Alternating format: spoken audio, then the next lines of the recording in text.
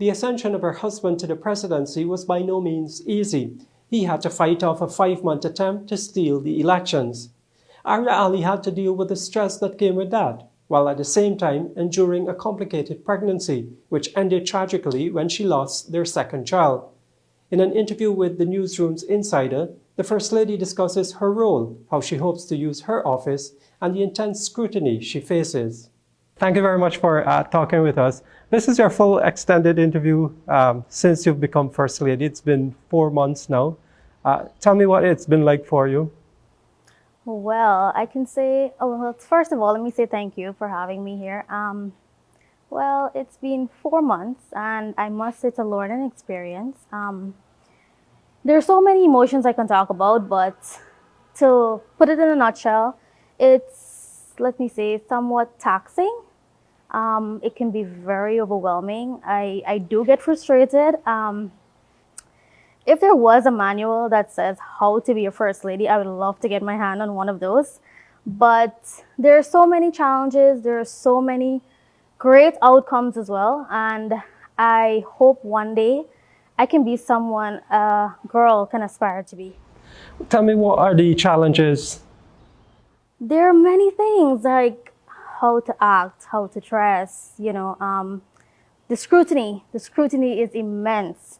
There are quite a few negative comments, but it is what it is, and I'm coping. I'm coping well. You're not accustomed to people judging you for the way you look or the way you talk, the way you dress. It's not a norm, but I'm kind of what to say, open up about it now. And it's okay. I find it's pretty much okay. Everybody has an opinion, so. Are you involved a lot in the political aspects of your husband's work? I try not to be. My office is very ceremonial, and I try not to keep the politics in, but no, I don't keep the politics in. But you've come from a background of politics. Your father was a staunch supporter of the PNC. He was a Burnhamite. Yes, well, he was once a Burnham guy, but as years and years, like since the 1990s, but he was a Burnham guy, and from the stories I've heard, he was one of the men in the village that have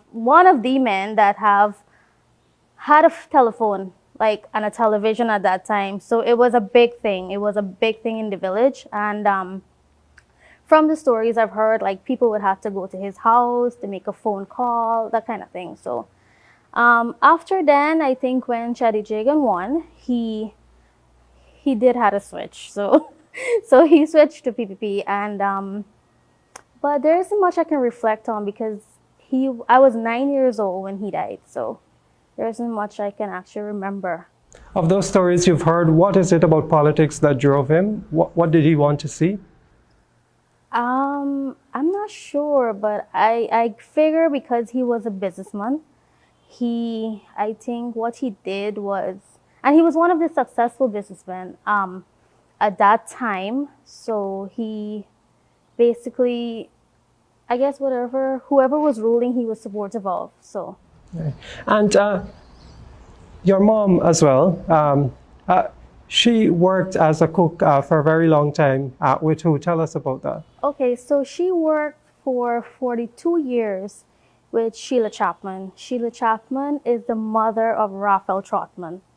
And my mom is basically the second mom for Uncle Raphael and his siblings. So, yeah. So you're very close. We are very close. So how does that mesh with your husband being PPP and all of that?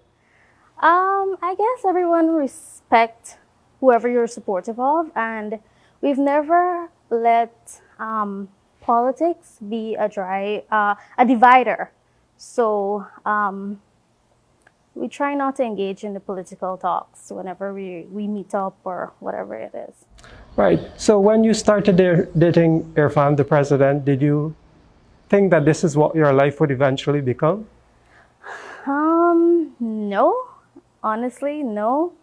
But I knew he had the dreams and aspirations of being a president one day. So I tried to condition my mind to this day, that this day is going to come.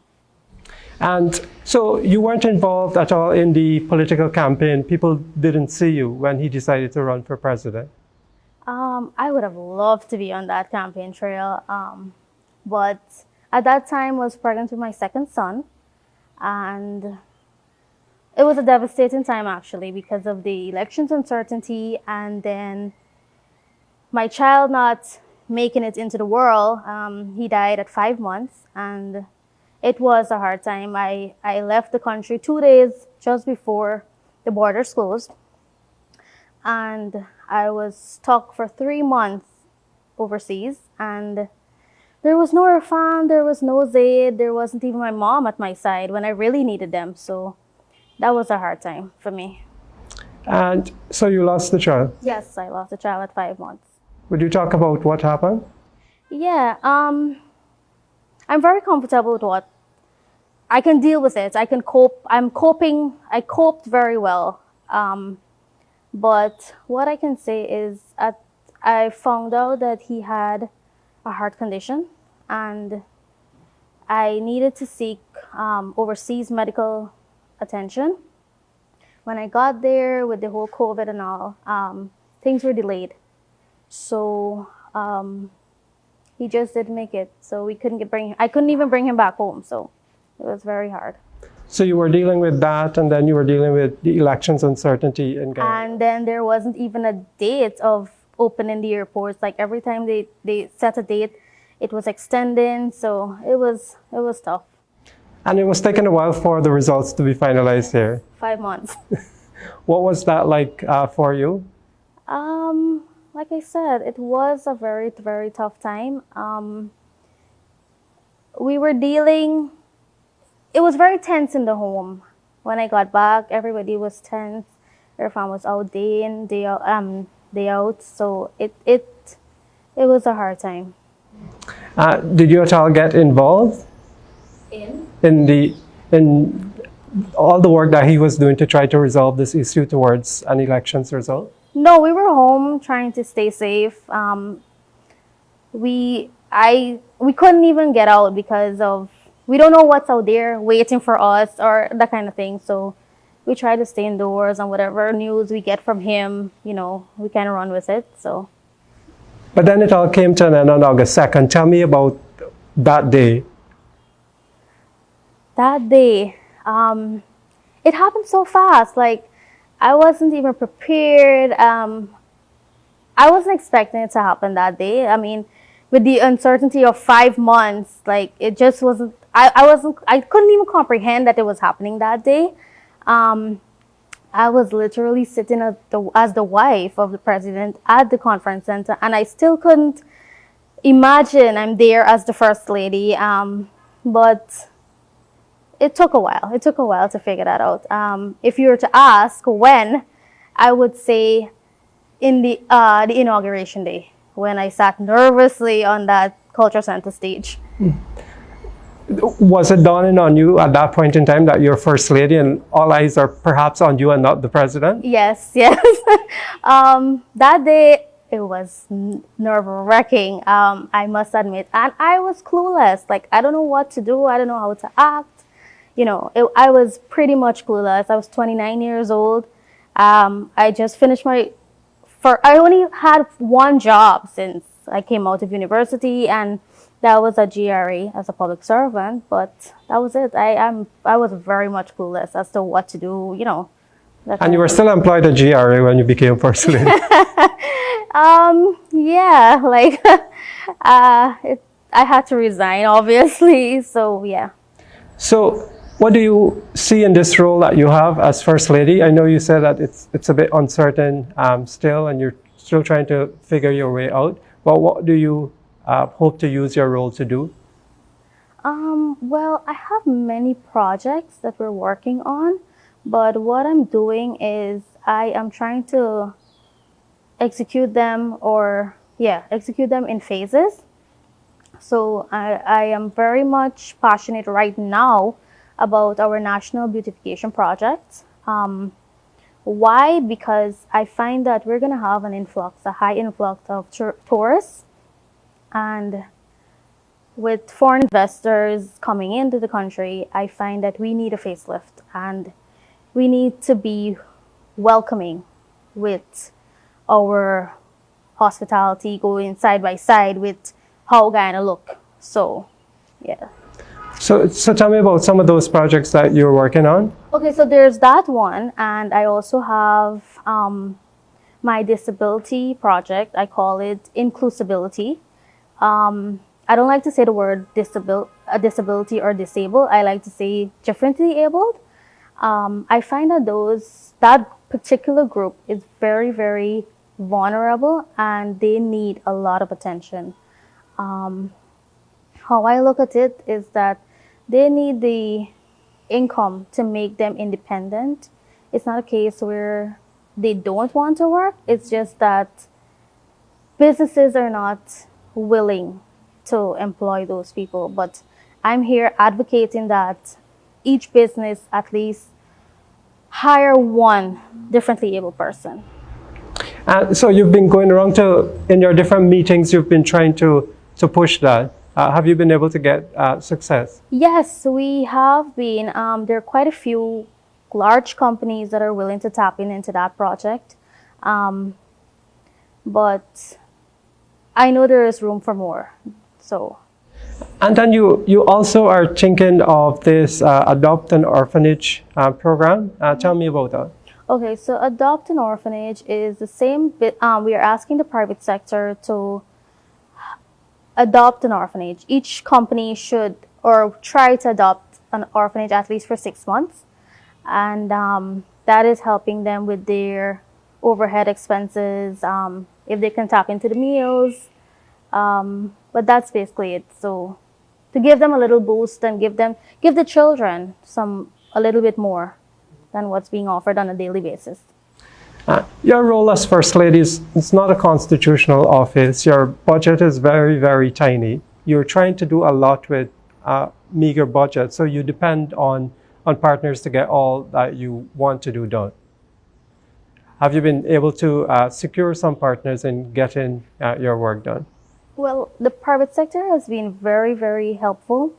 They're the ones that I can proudly say is lending that kind of support to us. But I would love for more. Like, there's so much more that we can do as the office of the First Lady, and I would love that kind of support from more persons, even individuals, rather than the actual businesses. You started off talking about the do's and don'ts. What sort of things must the First Lady do and not do? That's a good question. Like, I wish I knew. There are many things. Like, for instance, you can't have a personal Life? not even a personal life, but you can't even have personal social media accounts. Like, everything is being monitored. There's no privacy. There is no privacy. There's always somebody behind you. If I want to go somewhere, I have to tell somebody so that they can make provisions or put systems in place so that I can move from point A to point B. So there's no privacy. If I want to walk downstairs, there's somebody behind me. Like, it's totally different. It's a whole lifestyle change.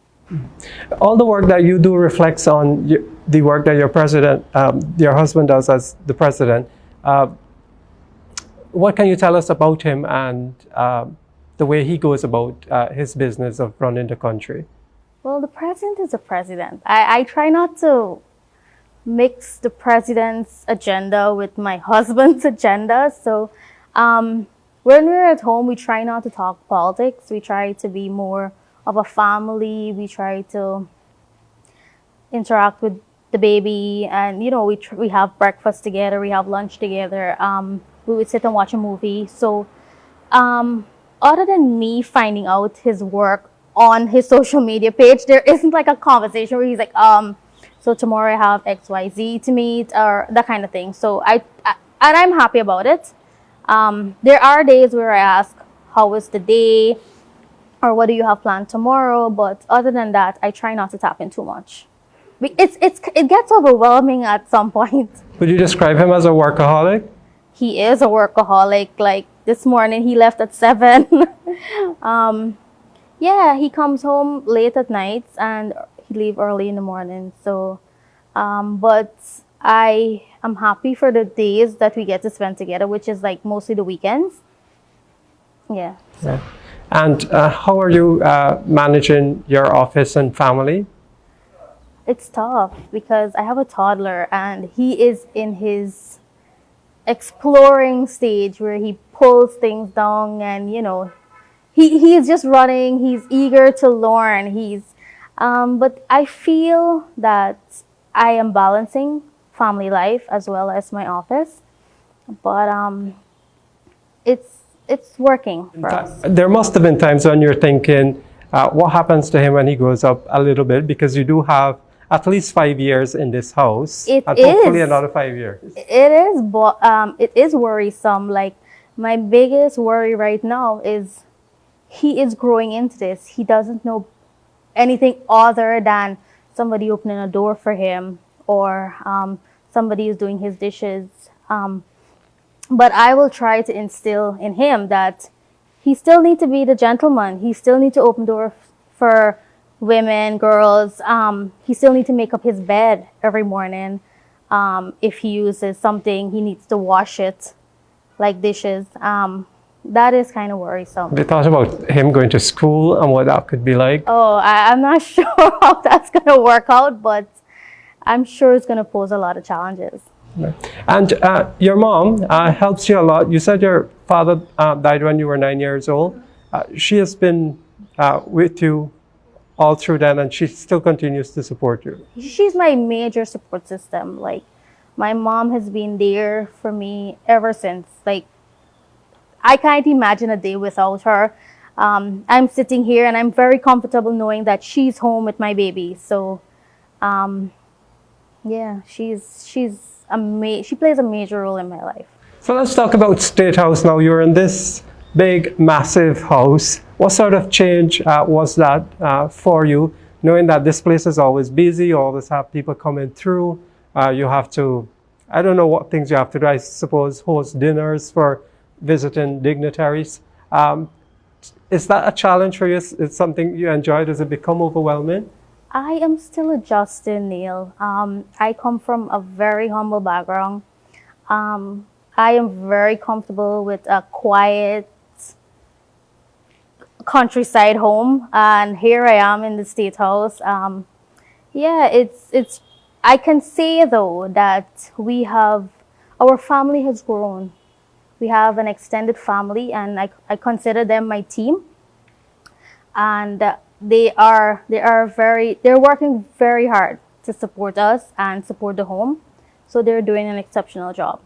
So what's the best part about being First Lady? Oh, that's a quick trick question. I guess it's the impact that I can make for women and girls. As I said earlier, I really, really want to be a person young girls aspire one day to be. I know in my capacity I can help, and I'm willing to help. Social media has been a big challenge for you. People say nice things and then they say really bad things about you. Does that really worry you? I am only human. Like, it does bother me because I find what happened would be, even if I try to stay off of social media, some friend would screenshot something and send it to me and like just upset my day, or but I have to take the bad with the good. So I find it's okay. A lot of people look at the way you dress. What can you tell us about how do you decide what to put on when the day is up? What's your style, I suppose? I am not even sure, but I just feel that I try to dress to cater for my body type. There are certain things I wouldn't wear, and there are certain things I'm very much eager to wear. Like, you know, it's just there sitting in my closet and I just want to wear it. I mean, are you a dress up fancy kind of person? I do like fashion. Even before being First Lady, I was very passionate about fashion, and I love really nice things. So I can say, but with regards to designers, I like a mix. You've been making an effort to wear local designers. Yes, I do like their work. And I find that we have the talent here in Guyana, and I think more people should embrace those local designers. Okay. So tell me what a typical day is like for you. A typical day. So I would wake up in the mornings because my son is my daily alarm. We would have breakfast together, and then I'd probably dress to come to work. I spend the entire day in the office, meeting and greeting, courtesy calls, planning my projects, doing our work, and then it's just back home. Are you Monday to Friday? I try to keep one day at least for my baby, so I spend that entire day home with him. And do you still get around cooking and all of that? I'm not a cooking kind of person. I am more of a baking person. So now it poses a little bit of challenge because I'm so busy. But during that quarantine period, I was very much active in the kitchen. So yes, I would still cook here and there. Good. And so looking to the future, I know we talked about projects and so on, and what particular group of people do you see yourself inspiring or doing the most good for in your role? I want to inspire our girls, our young girls, especially the hinterland girls. I find that children and the differently abled persons are our most vulnerable, and if my office can solely work to help those groups, I would definitely go for it. Hinterland girls, because you are, we've talked before about you wanted to make sure that every girl gets to school. Yes, I want to empower those girls rather through education. So yeah, I really want to work with them. But obviously COVID is dampering us and there isn't much we can do at this point, but it's definitely something I'll tap into. So First Lady, if you were to tell someone about you and the work that your office does and how that relates to the work of the President, what would you say? So whatever my office does, it's definitely aligned with our President's vision, and I find that whatever he's doing is for Guyana's development. He is very much passionate about our infrastructure. We will be a very rich country with our oil boom, and I find that whatever he's doing, he is going to excel. He is a workaholic, as we said before, and he is going to make a difference for our country. A lot of things were said about him, but I can proudly say he is going to make a difference and an impact for our country. Thank you very much. Thank you.